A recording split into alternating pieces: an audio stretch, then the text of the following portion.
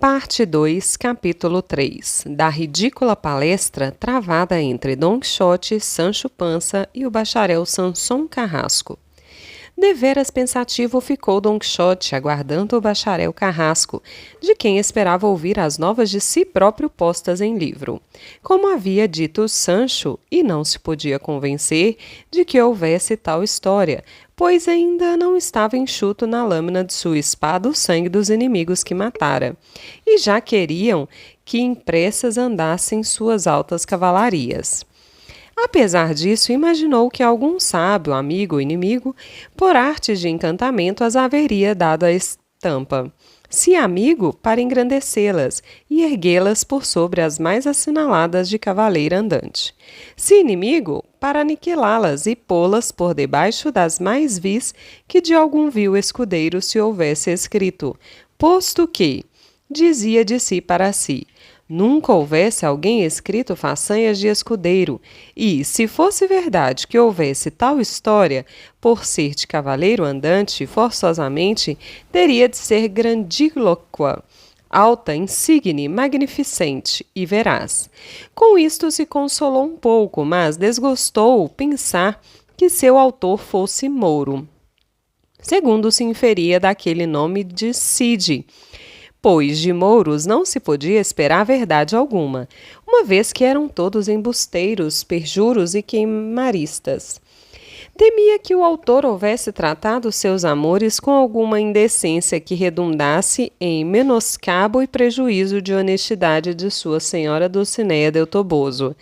Desejava que houvesse declarado sua fidelidade e o decoro que sempre lhe guardara, menosprezando rainhas, imperatrizes e donzelas de toda qualidade, e mantendo nos seus limites os ímpetos dos movimentos naturais. Assim, envolto e revolto nessas e noutras muitas imaginações, encontraram-no Sancho e Carrasco, a quem Don Quixote recebeu com muita cortesia. O bacharel, apesar do nome, não era nenhum corpulento Sansão, mas sim um grande socarrão de cor macilenta, se bem que dotado de muito bom entendimento. Teria por volta de 24 anos, rosto redondo, nariz chato e grande boca, sinais todos de ser de índole maliciosa e amigo de donaires e de burlas, como mostrou ao ver Don Quixote, diante do qual se pôs de joelhos, dizendo-lhe: dê-me vossa grandeza as mãos, senhor Don Quixote de la Mancha, que, pelo hábito de São Pedro, que visto, embora não tenha outras ordens senão as 4 primeiras, é vossa mercê um dos mais famosos cavaleiros andantes que já houve e jamais haverá por toda a redondeza da terra. Bem haja Cide Hamete Benengeli, que a história de vossas grandezas deixou escrita e 2 vezes bem haja o curioso que teve o cuidado de fazê-las traduzir do árabe para o nosso castelhano corrente, para o universal entretenimento das gentes. Don Quixote fê-lo levantar-se e disse-lhe: desse modo é verdade que há uma história minha e que foi mouro e sábio quem a compôs?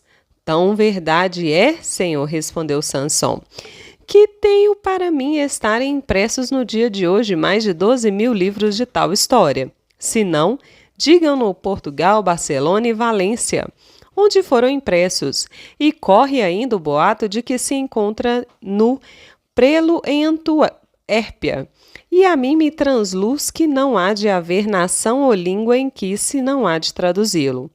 Uma das coisas, disse neste ponto Don Quixote, que mais satisfação deve dar a um homem virtuoso e eminente é ver-me, em vida, andar com bom nome pelas línguas dos povos, impresso e estampado. Eu disse, com um bom nome, porque, sendo o contrário, morte alguma se lhe igualará.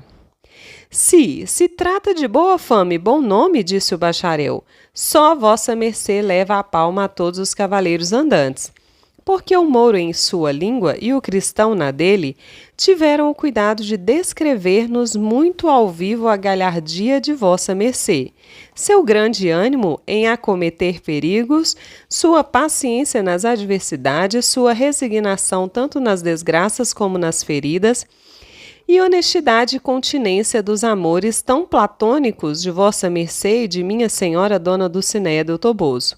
Nunca, interrompeu Sancho Pança, ouvi chamar de dona a minha senhora Dulcinea, mas somente de senhora Dulcinea del Toboso. Já nisso, anda errada a história. Então não é objeção de importância, respondeu Carrasco. Não, por certo, respondeu Dom Quixote. Mas diga-me vossa mercê, senhor bacharel, que façanhas minhas são as que mais se consideraram nessa história? Quanto a isso, respondeu o bacharel, há diferentes opiniões, assim como há diferentes gostos. Atém-se uns à aventura dos moinhos de vento, que a vossa mercê pareceram briaréus e gigantes, outros a dos pilões, este a descrição dos dois exércitos, que depois pareceram ser duas manadas de carneiros. Aquele encarece a do morto, que levavam a enterrar em Segóvia. Um diz que a todas se avantaja e da libertação dos galeotes. Outro, que nenhum se iguala a dos dois gigantes de São Benito, com a pendência do valoroso Biscainho. Diga-me, senhor bacharel, interrompeu Sancho, entra aí a aventura dos arrieiros, quando nosso bom Dom Rocinante teve a ideia de colher legumes no mar? O sábio, respondeu Sansão, nada deixou no tinteiro, tudo conta e tudo aponta, até o caso das cabriolas dadas pelo Dom Sancho na manta. Na manta não dei cabriolas, respondeu Sancho. No ar, sim, e bem mais do que quisera.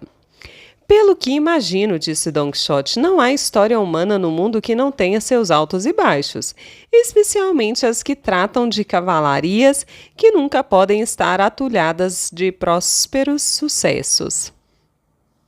Apesar disso, replicou o bacharel, dizem alguns que leram a história que folgariam se os autores dela se tivessem esquecido de algumas das infinitas bordoadas que, em diversos encontros, recebeu o senhor Don Quixote. Aí entra a verdade da história, disse Sancho. Poderiam também silenciá-las por equidade, disse Don Quixote, pois não há motivo para descrever ações que não mudam nem alteram a verdade da história, se haverão de redundar em menosprezo do herói. Por minha fé, que Enéas não foi tão piedoso como nolo pinta Virgílio, nem Ulisses tão prudente como o descreve Romero. Assim é, concordou Sansão. Mas uma coisa é escrever como poeta e outra como historiador. O poeta pode contar e cantar as coisas, não como foram, mas como deviam ter sido. E o historiador as há de descrever, não como deviam ser, mas como foram, sem aumentar nem diminuir a verdade em ponto algum. Pois, se de fato anda a dizer verdades esse senhor Mouro, disse Sancho, será bem certo que entre as bordoadas de meu senhor se encontrem as minhas, porque nunca tiraram as medidas das costas da sua mercê, sem que as tirassem de todo o seu corpo. Mas não há por que me espantar, uma vez que, como o meu próprio amo diz, da dor da cabeça hão de participar os membros. Sois um socarrão, Sancho, respondeu Don Quixote. Por minha fé que não vos falta memória quando quereis tê-la. Mesmo se eu quisesse esquecer as cacetadas que me deram, disse Sancho, não consentiriam as marcas roxas que ainda estão frescas nas costelas. Calai-vos, Sancho, ordenou Don Quixote, e não interrompais o senhor bacharel, a quem suplico continue relatando o que se diz a meu respeito na referida história. E ao meu também, disse Sancho, pois dizem que sou um dos principais prisionagens dela. Personagens e não prisionagens, amigo Sancho, disse Sansão. Temos outro corrigidor de vocábulos? Disse Sancho. Se vamos começar com isso, não acabaremos pelo resto da vida. Má vida me dê Deus, Sancho, respondeu o bacharel, se não sois a segunda pessoa da história. E há quem mais aprecie escutar vossas palavras do que as do herói principal. Posto que haja também quem diga que andastes demasiado crédulo ao acreditar que poderia ser verdade o governo daquela ínsula, oferecida pelo senhor Don Quixote aqui presente. Ainda há sol sobre as barbas do muro, disse Don Quixote, e quanto mais for Sancho avançado em idade, com a experiência que dão os anos, mais idôneo e mais hábil estará para ser governador do que eu está agora. Por Deus, Senhor, replicou Sancho, a ilha que eu não puder governar com os anos que tenho, não a governarei com os de Matusalém. O problema está em que a dita ínsula se mantém escondida não sei onde, e não em faltar-me a mim competência para governá-la. Encomendai a Deus, Sancho, disse Don Quixote, que tudo sairá bem, e quiçá melhor do que pensais, pois não se move a folha na árvore sem a vontade de Deus. É verdade, disse Sansão, se Deus o quiser, não faltarão a Sancho 1000 ilhas para governar, quanto mais uma. Governadores tenho visto por aí, disse Sancho, que em meu parecer não chegam à sola do meu sapato, mas que, apesar de tudo, são tratados por senhoria e servidos em baixela de prata. Esses não são governadores de ínsulas, replicou Sansão, mas de outros governos mais fáceis. Os que governam ínsulas devem pelo menos saber gramática. Até que com a grama eu me sairia bem, disse Sancho, mas com a tica não saio nem pago para ver, porque não a entendo. Porém, deixando isso de governo nas mãos de Deus, que me fará chegar às partes onde mais de mim se sirva, digo, senhor bacharel Sanson Carrasco, que me deu infinito gosto saber que o autor da história tenha falado de mim de maneira que não causem enfado as coisas que de mim foram contadas. Palavra de bom escudeiro que, se de mim houvesse dito coisas não muito de cristão velho, como sou, até os surdos iriam nos escutar. Isso seria fazer milagres, respondeu Sansão. Milagres ou não milagres, disse Sancho. Olha cada qual como fala ou escreve sobre as pessoas, e não ponha a trouxe-mouxe a primeira coisa que lhe vier ao bestunto. Uma das críticas que se fazem à história, disse o bacharel, é que seu autor inseriu nela uma novela intitulada O Curioso Impertinente. Não porque seja má ou desrazoada, mas por não ser dali, nada tendo a ver com a história da sua mercê, o senhor Don Quixote. Posso apostar, replicou Sancho, que o filho de uma cadela misturou alhos com bugalhos. Agora digo, disse Don Quixote, que não foi sábio o autor dessa minha história, mas algum ignorante paurador que, às tontas e sem qualquer meditação, se pôs a escrevê-la. Saísse o que saísse, como fazia Orbaneja, o pintor de Úbeda, o qual, quando lhe perguntavam o que pintava, respondia, o que sair. Por vezes pintava um galo de tal sorte, tão mal parecido, que mister era com letras de forma escrever ao lado. Isto é um galo. E assim deve ser com a minha história, que terá necessidade de notas explicativas para ser entendida. Isso não, replicou Sansão, porque é tão clara que nada tem de dificultoso. Manuseiem-se as crianças, leem-nos os moços, entenda-na os homens e os velhos a celebram. Em suma, é tão folheada e lida, tão conhecida de todo o gênero de gentes, que apenas veem um rocinho magro e logo dizem, ali vai o rocinante. E os que mais apreciam sua leitura são os pajens. Não há anticâmara de senhor em que se não ache um Dom Quixote. Se alguém o esquece, outros o pegam. Estes os tomam, aqueles os pedem. Em resumo, tal história é do mais gostoso e menos prejudicial entretenimento que até agora se viu, porque em toda ela não se descobre, nem aparentemente, uma palavra desonesta, nenhum pensamento menos que católico. Se de outra forma escrevesse, disse Don Quixote, não teria escrito verdades, mas mentiras. E os historiadores que de mentiras se valem deveriam ser queimados, como os que fazem moeda falsa. Não sei o que levou o autor a valer-se de novelas e contos alheios, tanto havendo que escrever sobre mim. Sem dúvida, deveu-se ater ao refrão de palha e de feno, etc., pois, em verdade, só em manifestar meus pensamentos, meus suspiros, minhas lágrimas, meus bons desejos e meus cometimentos, poderia fazer um volume maior, ou pelo menos tão grande, como o que podem fazer todas as obras de Tostado. Com efeito, senhor bacharel, tenho para mim que, para compor histórias e livros de qualquer espécie que seja, mister é grande juízo e maduro entendimento. Dizer graças e escrever donaimes é de grandes engenhos. E a mais sensata figura da comédia é a do bufão. Pois não há de ser quem queira dar a entender que é simplório.